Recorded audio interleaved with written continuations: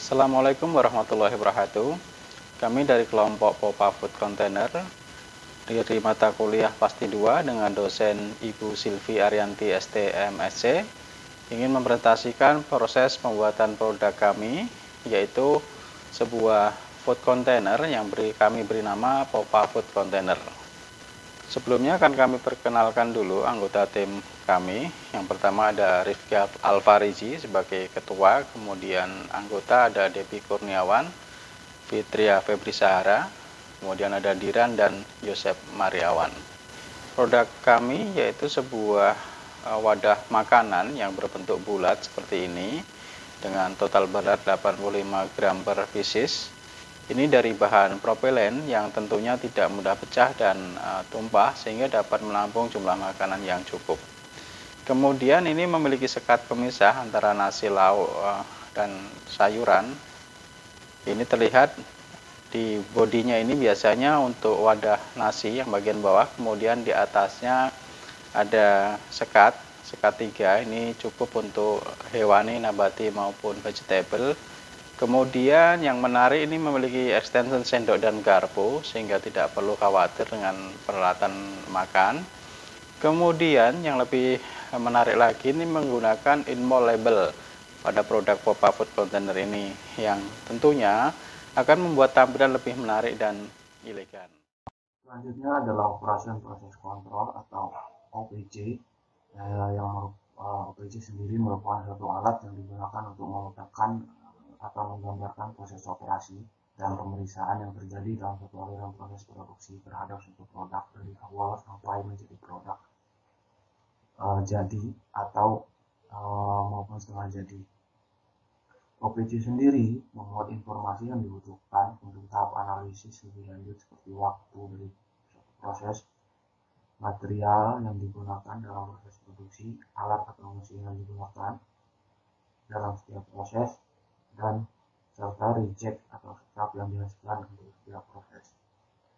Nah, untuk operation proses kontrol yang terjadi pada Popa Food Container sendiri adalah terdapat 4 komponen yang ada pada produk Popa Food Container itu, yaitu cetakan sendok dan garpu, cetakan tutup, cetakan sekat, serta cetakan bodi.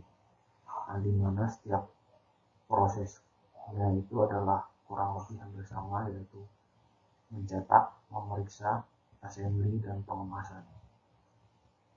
Dari 4 tahap itu diperoleh perhitungan waktu yang dibutuhkan untuk setiap produk yang dihasilkan, yaitu sebesar untuk proses operasi itu adalah sebesar 4 detik dan pemeriksaan sebesar 10 detik, dan proses gabungan antara operasi dan pemeriksaan itu sebesar 220 detik, sehingga dihasilkan 234 detik untuk setiap set produk yang dibuat. Baik, saya akan melanjutkan presentasi dari teman saya untuk bagian flow proses catnya, FPC-nya. Jadi, cetakan garpu dan sendok, tutup serta sekat memiliki proses yang sama, yaitu mulai dari pencetakan, pemeriksaan, dan penghalusan bagian produk hasil cetak. Dari hasil proses dari garpu, sendok, tutup, dan sekat, maka dialirkan menggunakan conveyor untuk diassembly di bagian cetak bodi. Untuk cetak bodinya sendiri memiliki proses yang sama untuk awalannya, yaitu pencetakan, pemeriksaan, penghalusan bagian produk hasil cetak. Setelah bahan semua dirakit, akan dilakukan packaging dan akan ditransfer ke gudang produk jadi menggunakan troli. Di gudang produk jadi lalu akan disimpan. Baik, kali ini saya akan menjelaskan tentang layout ruangan 2 dimensi dari ruang receiving, kemudian lanjut ke gudang bahan baku, kemudian lanjut ke dalam proses station injection. Mesin injectionnya sendiri dibagi dalam 4 kategori, dibedakan menjadi 4 ruangan. Untuk ruangan pertama itu ada station mesin injection tutup, kemudian station mesin injection garpu dan sendok, kemudian station mesin injection sekat, dan lanjut ke station mesin injection body. Setelah semuanya dicetak, dilanjutkan ke dalam ruang stasiun perakitan dan pemeriksaan. Lanjut ke sesi pengemasan untuk produk jadinya, yaitu produk Popa Food Container, dan beberapa produk yang sudah dihasilkan itu ditampung ke dalam gudang barang jadi. Dan lanjut ke ruangan 3 dimensinya seperti pada slide, saya lihat bersama ada tampak samping, tampak atas, kemudian tampak depan. Kita desain sedemikian rupa untuk proses implementasinya dari ruangan pabrik Popa Food Container tersebut. Selanjutnya ada pro model. Di sini sudah terlihat penggambaran layout pro model kami atau penggambaran pabrik kami. Nah, di sini juga terlihat simulasi dari pro model kami. Tidak terlalu sama dengan layout 2 dimensinya karena keterbatasan aplikasi. Mungkin detailnya akan saya langsung jelaskan ke bagian simulasi pro model.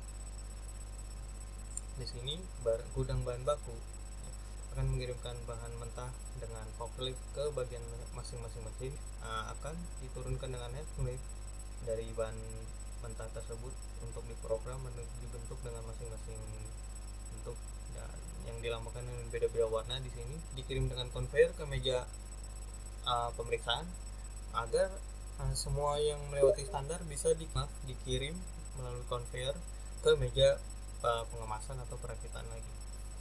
Dan di sini terlihat semua yang barang sudah selesai bisa diambil dengan pickup dan dikirimkan ke gudang barang jadi untuk siap dijual atau siap dipasarkan.